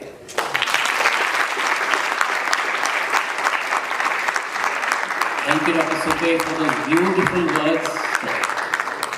You have struck a chord in everybody's heart. And what greater service can KEM and the medical fraternity give? The whole of India and the world will look up to KEM by this great seed that is going to be planted, a chair of humanities in memory of Dr.Manu Kothari. So a big applause for KEM and all.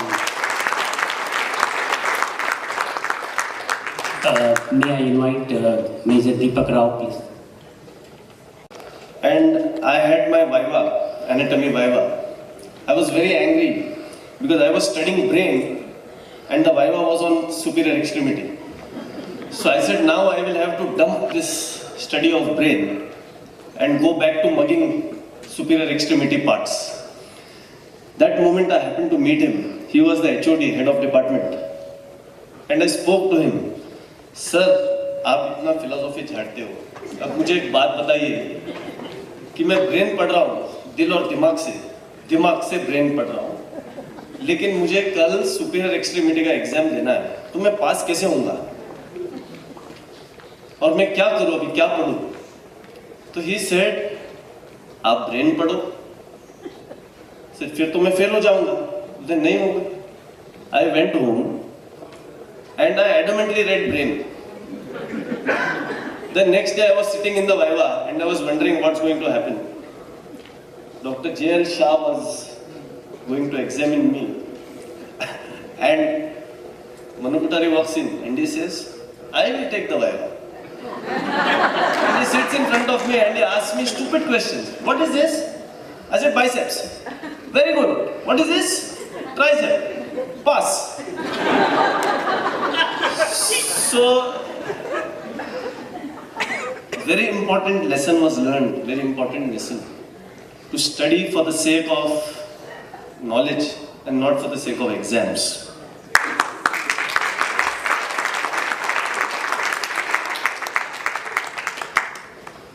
Then I broke my knee somewhere around middle of my life. I broke my knee, I broke my back.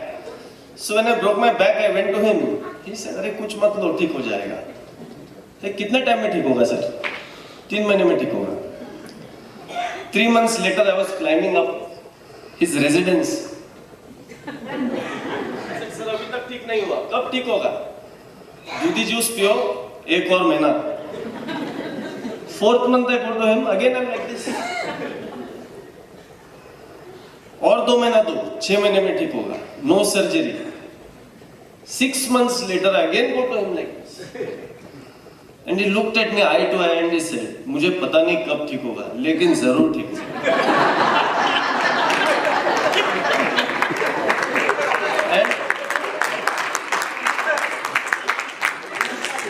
And it worked. My back healed and all was well. Then came the next thing, like this is very interesting things that happened. I got married and I did not want to have a child quickly. So I went to him with my wife. I said, sir, कितना उम्र तक postpone कर सकते हैं? My wife was 26 and I was 30. बोलते अरे तुमको बच्चा पैदा करना है कि नहीं? बोले इसके बारे में तो मैंने सोचा ही नहीं. तो जाओ घर पे सोचो. I went home. Me and Sima decided we will never have a child, and we adopted one. Such was Manu Kothari's open-mindedness. Finally, my mother was in the process of dying. So I went to him and I said, "Abhi kya karna? To karna kya hai? She's dying. Let her die gracefully and peacefully." And that's what we did. We let my mother die at home. She had big massive heart attack. She went into cardiac failure. Then she got a stroke. She died peacefully at home. And it was so beautiful, the understanding of death which he conveyed to me. My mother died in my arms. And after her pulse stopped and her heart stopped, oh, this is amazing. I said, अरे माँ किधर जा रही हो? एक पप्पी लेके जाओ.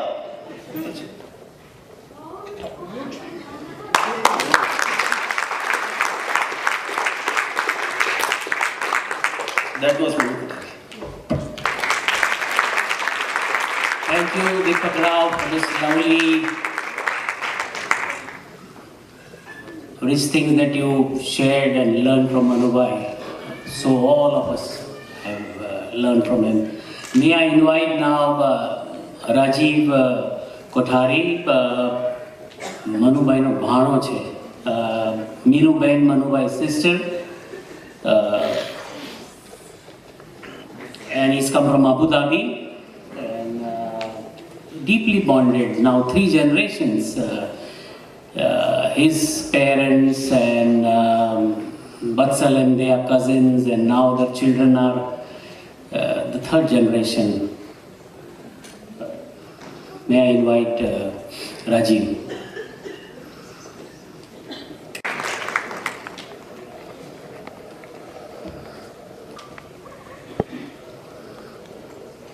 Thank you, Jyoti Mami, Vatsal, Minal, Riya, for entrusting the next few minutes with me. I want to share a very personal conversation that I had with Manu Mama 2 years ago in the summer when we were visiting with our children and we had gone to Juhu Beach to play. I was with my wife Meera, our 2 children, and Manu Mama was there with Riya. And we were all playing in the sand. So we're playing in the sand, and suddenly Manu Mama says, Bana, I need to talk to you. So I said, sure, Mama. So we walk, and he says, I need to ask you a question. Do you think I'm impractical? Now, that's loaded. Because, you know, when Manu Mama asks you a question, he's already given it a lot of thought. Number 1. Number 2, his questions are complex. They are like an onion. Sorry, boy. You have to peel them layer by layer by layer. So I said, Mama, I don't have the answer to your question. But here are my thoughts. And believe it or not, these are my thoughts. And these are thoughts I conveyed almost verbatim. I said, Mama, you've been a great son. You were there for your parents and you looked after them till the day they died. Number 2, you were a great brother. You got your siblings from Rajkot to Mumbai. You put so much effort into making them better human beings. Today they attribute their emotional stability, their makeup to you. Number 3, you with Jyoti Mami have created an institution which is Sangam, where thousands and thousands of people have come and received it.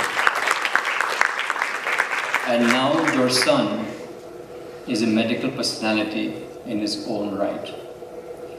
And I said, look, Mama, now you're a great grandfather.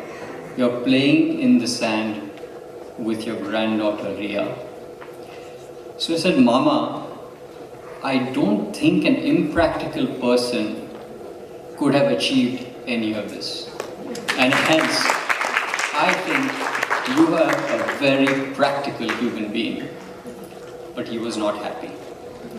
He said, no, Bana, but tell me what I could have done better. So I said, well, Mama, if you want me to be honest, I think you have been too trusting of too many people. I was honest with him. I think you've been too trusting of too many people throughout your life. He looked at me, he gave me his huge LPK smile, and he said, excellent. I would like to leave you with a letter that my mother has written for Manu Mama. She's not aware I'm going to read this. She sent it to me a while back. And this is on behalf of not only my mother, but Masi and Mukesh Mama. Manu, my brother, you as our parents made our life complete. I was a baby in a cradle and still hear the lorries and sleep peacefully. I know you slept with one meal and never kept me hungry. When I came from Rajkot to Mumbai to study from Gujarati medium to English, with poor English, you did the best to make me a worthy doctor. You taught me to be kind, sincere and honest in my thoughts. You taught me the worth of invaluable relationship with all humans, animals and plants. Your approach made all of us perfect and equally valuable as you are. No work was less important to you. Your songs coming from your heart made me feel one with God. No criticism, no negative thoughts for anyone, ever radiant hello smile to everyone, can be of a farishta only.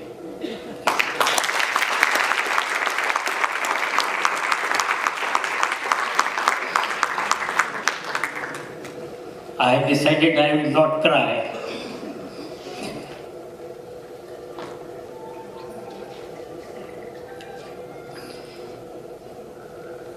I have decided that I will not cry.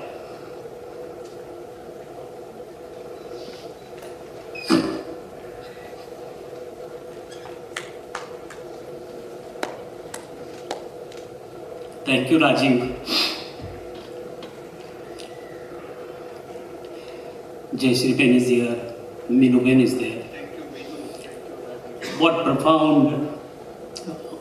Harish Bhai is here, Mukesh Bhai is here. I need to invite Vatsal now. Vatsal, please. Well, of course, he is the next speaker. Now I've composed now. Sorry for that. Vatsal is the next speaker. Vatsal.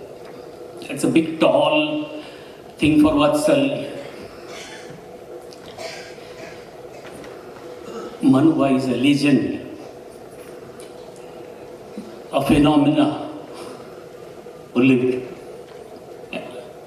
And he's grown, he's what is Jyoti Ben, Manu, Lupa Ben, all his extended families. It's a very tall task for him. God gave him all the strength to carry on Dad's legacy.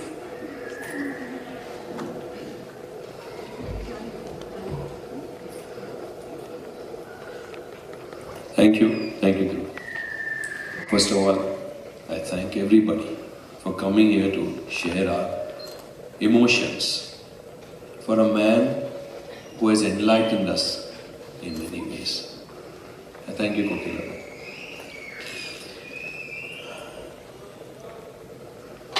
See, I have tried to make sense of his death. I was there at the time when he passed away. Being a Sagesyo, a sage, a man who was intensely intuitive. He had predicted about a year back when he was lecturing with Major Rao's team that his death will come somewhere in 2015. And he had spoken to my wife Minal about the same thing. And he said he will know when his time will be coming. He also made it clear to me that, Vatsal, I would not want to be in your ICU. I wouldn't want to have any tubes, lines, ventilators attached to me. And I would like to die at home, because that's what my wish is. A man who was intensely attached to everybody. He was intensely attached because he saw himself in everybody. There is no other explanation for that. I often wonder that Dad has so many children, the whole world, in fact. Animals, insects, plants. But Dad saw himself as a part of Mother Earth. I think his addition of Vijaya in his name as mother also was in a way reflective of him being a son of Mother Earth, and he believed that. So he felt responsible for everything that went on around him. He knew when his time came. He got up, he went out, he sat there for a while, he reflected on his death. And I think that's where you see the enormous bravery and courage of this man, that his moments have come, he realizes they have come. He realizes that his son is a competent intensivist who who is in the next room and he can activate him, get him to the best hospital in the city. And the son can do many, many things to save him. But in his heart he knew that he's going to go. So he didn't wake me up. For almost 45 minutes he sat there outside reflecting on his oncoming death. When he knew that it's coming, he came back and he woke up. My mother is joking. Call utsav. So we came. Mukesh was there. And the man is sitting serene in that chair. He's breathing deeply. Of course, they activated the team at the hospital and they were rushing down in the cardiac ambulance. And he's breathing deeply and there is not a trace of fear in his eyes, not a trace of fear. And the most amazing thing was, I was feeling his pulse, it's going fast, I'm just thinking, boss, what to do, what is the next step? And then how he ends, he says, oh, and he stopped breathing. Oh, so it somewhere came to him that this is how I am going. There again was an intuition. Oh, this is what is happening to me, all right, oh. He died with immense courage, with immense dignity, and he always believed that a good life begets a good death. So what is a good life? How do we also try and activate a good life? I would say he had a good life because the man was happy. Yes, of course he had his moments of anguish, he had his moments of feeling sad that things would be better for everybody, and he meant everybody. I've seen him pick up dogs from the streets, take them to the veterinary hospital. I've seen him trying to prevent trees being cut down. And I've seen him telling others to become vegetarian, not because he was a religious man, he just felt for animals. So what was that made him so? That made him a happy person who could sleep, by just in 2 minutes. My mom is by nature a little restless. So the light will be on, the light will be off, and the AC on, AC off, door open, door closed, but the man would be asleep. And he would get up fresh with 4 hours of sleep. He was a happy man. I think a lot of his happiness came from this empathy. As Dr.SUPE had mentioned, this word empathy, very, very, very, very important word. He told me, utsav, this is my dad has told me this. There may be allopathy, naturopathy, homeopathy. But the best pathy is empathy. He did not say sympathy. Sympathy gives you a condescending attitude. Towards it. Oh, I'm feeling sorry for you. Empathy. Because he saw himself in the other person. And that is the only way that he could go out like this. Prajesh is here. Prajesh is a good friend of mine. Prajesh's dad was dying of cancer. I remember my father would come home, he'd be tired, he'd quickly wash, he'd go around Prajesh's house, he'd just sit there holding his hand. He did not prescribe any fancy chemotherapeutic regimens. He did not try to get him cut open, operated, but he just sat there holding his hand. And I think his ability to just be with you. In fact, today all of us here love Manu Kothari simply because we know that if any time we were to call him in the middle of the night also, the man will be there because he's just going to be there for you without any demand whatsoever. So if we are able to extend that outwards, I think that it will make our world a better place. Today there are so many accolades, so many tributes to him. There's so much of feeling for him because all of us have become better people interacting with this man. So yes, this empathy is extremely, extremely important. Not only whether you're a doctor, but whatever sort of a person you are, you have to understand. And this is a truth, that you come from the same place. A little digression, my mom lost her brother 2 days ago. And I would say lucky because he died suddenly on the same day that Manu Kothari died. He died in his place at Lonavala and he died suddenly. It's good death. Very, very intelligent man, brilliant man. He was studied at Harvard. He was also Dean of SP Jain Management Institute. And a man who was also a Vedantist. So many years ago, I remember asking Manish Shrikant, Dr. Manish Shrikant, DSc Harvard. Then Manish bhai, you're studying Vedant. What is the meaning of Vedant? And he told me, what's up? Vedant is that you and this chair on which you're sitting is the same thing. So I reflected on it for a while, and then I realized if you look back at physics, if you look back at the Big Bang Theory, where there is a point, a single point from which the universe emanates, then all of us have come from the same place. And which means all of us are truly one. And which means Manu Kothari could see it. That's what makes a sage a sage. He sees things that others cannot, but they are truths. So this empathy was a very, very central part of his happiness and his existence. And I believe that if all of us inculcate that a little more, we will also be happier. What else made Manu Kothari unique? And I think his incredible ability to disrespect medical lore or whatever are supposed to be laws or rules of existence. He had a very, very, very famous saying that do not answer the questions, question the answers. And I think that is fantastic. You see, I am a practicing physician. I have seen a lot of medicine in my time, maybe more than most other physicians. I have busy practice. And I see him reflected day in and day out in the care that is going on around me. I see his ability to question what is going on. I see the man was able to intuit truths which were far, far ahead of his time. You see, you may have seen that little video on his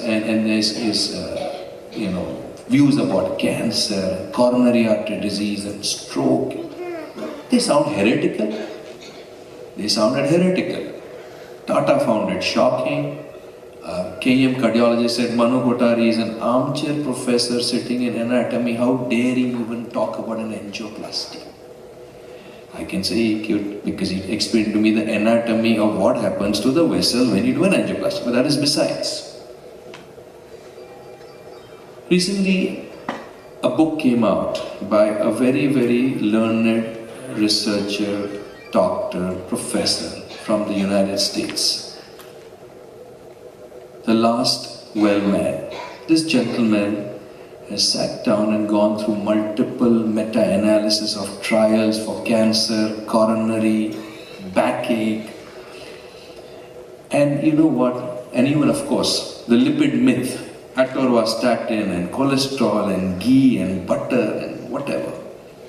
And again, that brings me back to what Manu Kothari said, that do not think about what you're eating, but what's eating you. That is much more relevant.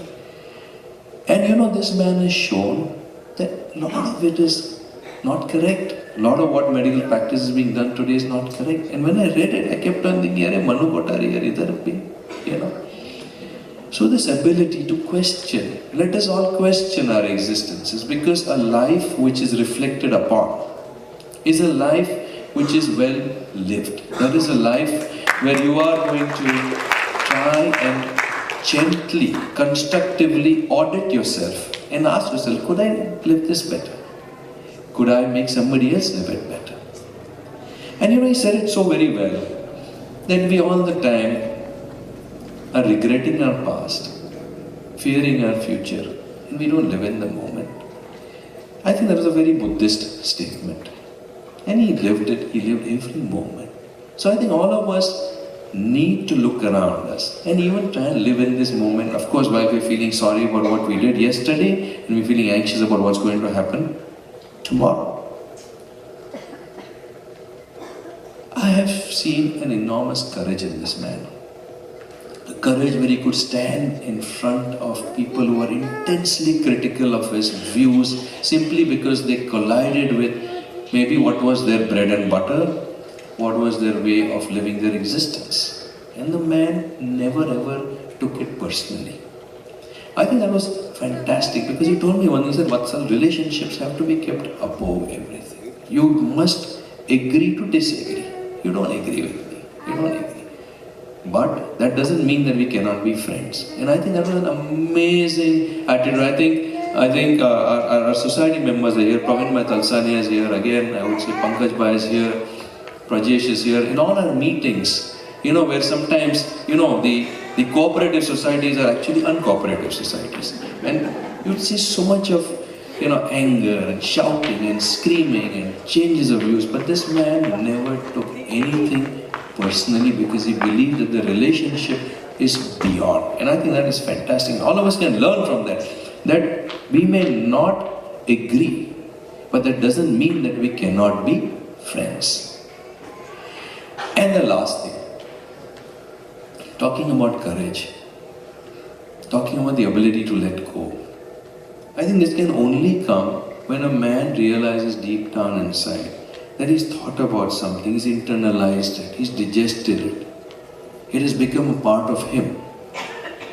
So this issue about dignity of death, dignity of dying, which he embodied so very well when his own father had cancer, when his own mother had cancer, he let them be with their loved ones and die at home with peace.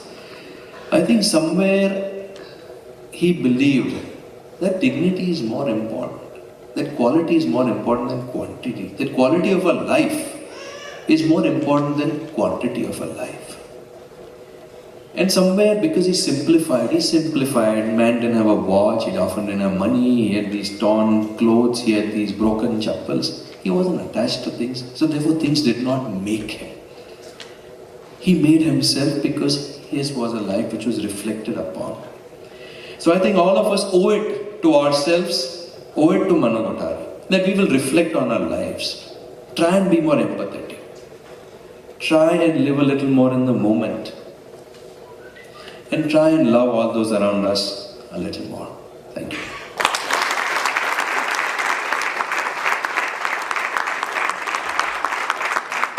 Thank you, Vatsal, for that beautiful experiences that you have shared. In a minute, we are going to have the book launch, a beautiful sort of treasure on Manu Bhai. In a minute, that will follow. Before we do the book launch, I would like to acknowledge certain people who have been very important in today's event. I, Rajiv Gandhi, nephew of Dr.M.V.L. Kothari, am honored to be given this onerous task by Dr.Manu.Kothari's dear ones to acknowledge the contributions of one and all to make this function a cherished memory for each and everyone present here for life. The preparation and composition of this memorial, Dr. Isi Ka Naam Hai, has been a very long and difficult endeavor. Jyotiben took the lead and handed over the responsibility of editing to Srimati Taruben Kajaria, a well-known writer, editor and journalist who spared no efforts to make this memorial memorable.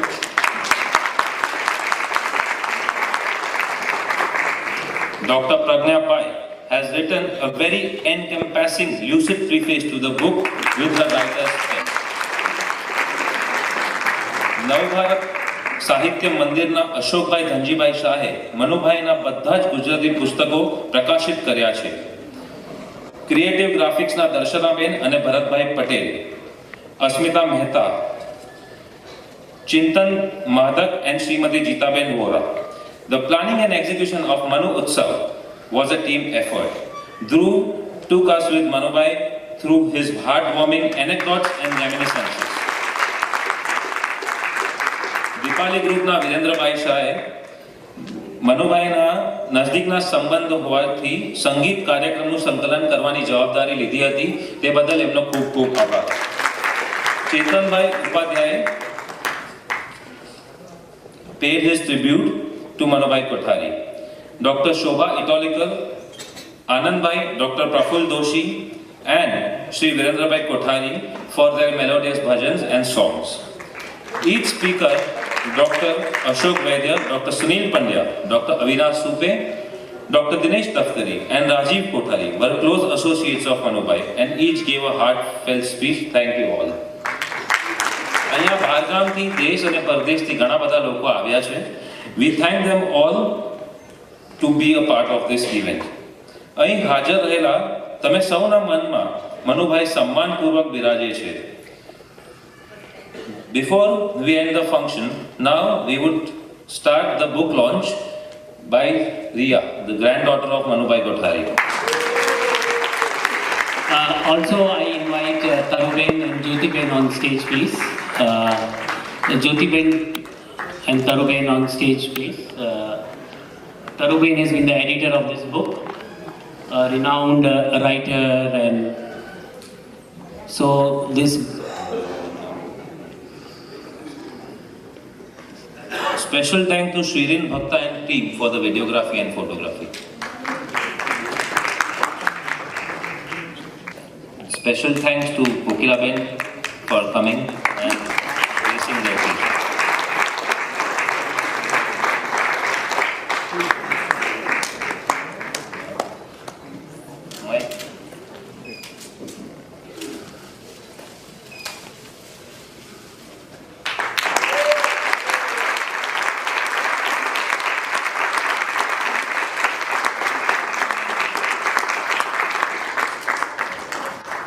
This is on behalf of Riya. She wanted to say, in the loving memory of my most loving Dada.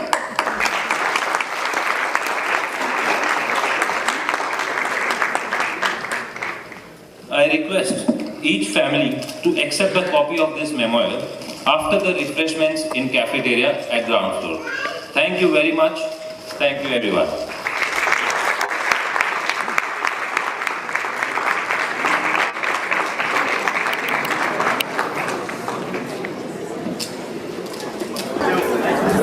Thank you very much for all of you to come down and stay till the end. And I especially thank Kokila, who is a very good old friend of mine, and she spared some time to come down here.